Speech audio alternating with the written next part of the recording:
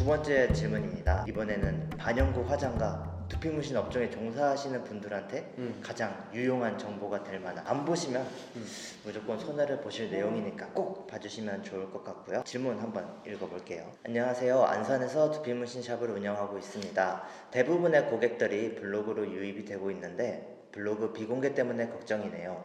시사 마케팅이 블로그로 비공개 90% 정도는 안 당한다고 하던데 팁 몇 개만 알려주세요. 그리고 어떻게 비공개를 안 당할 수 있었는지, 어떤 방식으로 연구했는지 궁금합니다. 조금 전에 우리가 무의식적 행동 이론 5단계를 설명하면서 스토리 전달 부분에서 내가 직접적으로 실력을 어필하지 않고 간접적으로 같이 입증을 해야 된다고 했잖아요.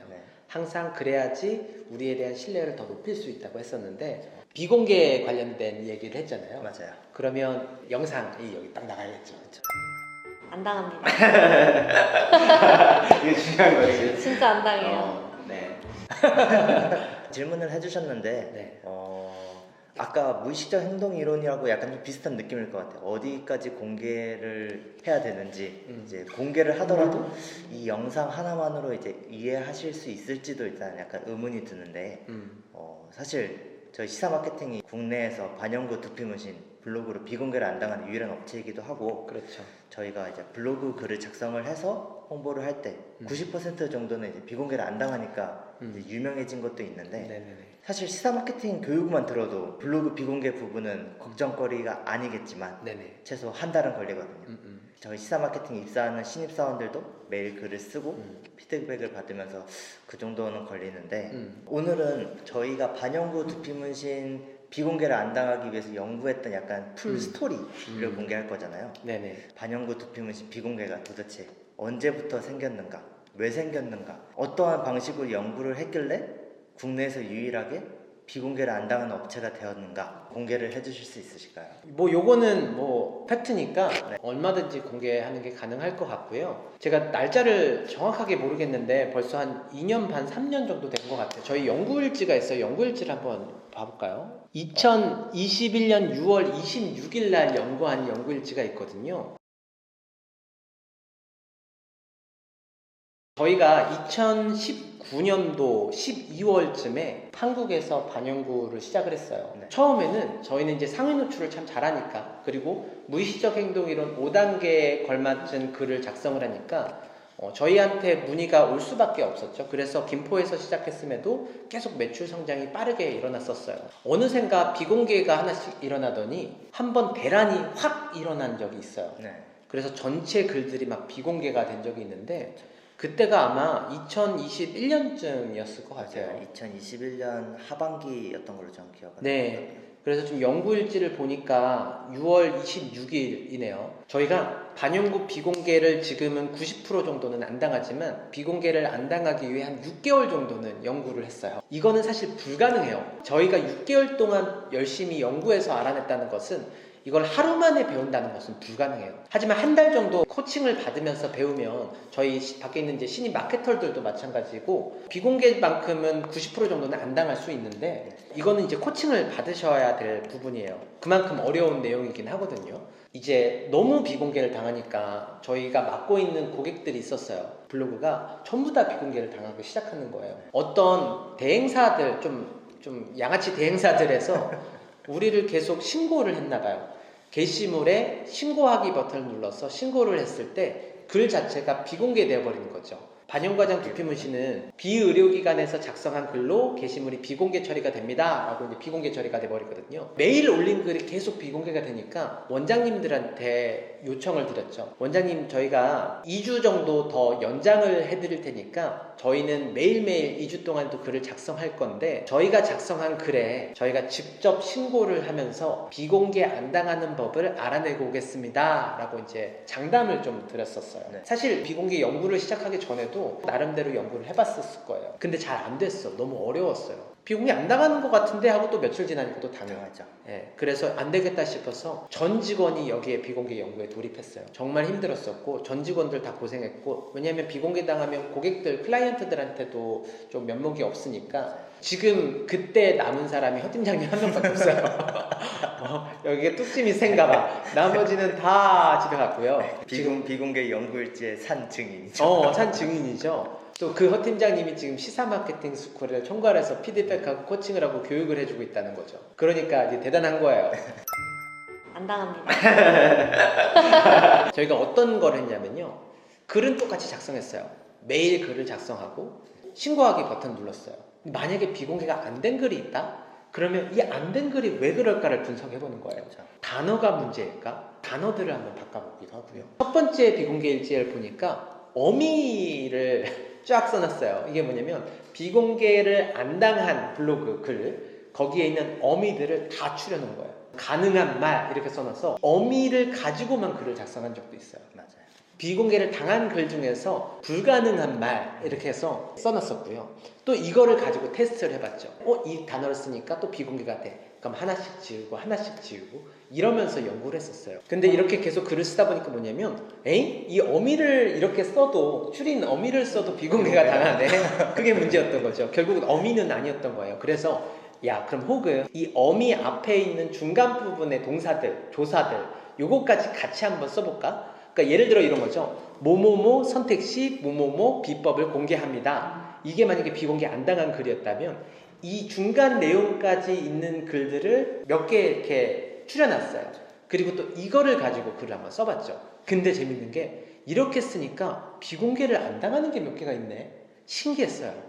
그래서 원장님들한테 잘난 척을 좀 했겠죠. 이때가 이제 2주가 지난 시점이었어요. 자, 원장님, 이제 저희가 1등입니다. 저희는 이제 비공개 안 당합니다. 어딘가 시사 마케팅 글 보면 그 내용도 있어요. 캡처 네, 내용. 있어요. 문제는 이런 거였어요. 두 가지 문제가 있었는데 첫 번째 문제는 이렇게 글을 계속 쓰다 보니까 글이 내가 원하는 대로 안 나와. 틀에 박힌 글밖에 못 써지는 거죠. 글을 제대로 쓸 수가 없었고요. 두 번째는 이 중에서도 비공개가 생기는 경우가 있네. 1, 2주 지나니까 기존 글들도 다 비공개가 돼버린 거예요.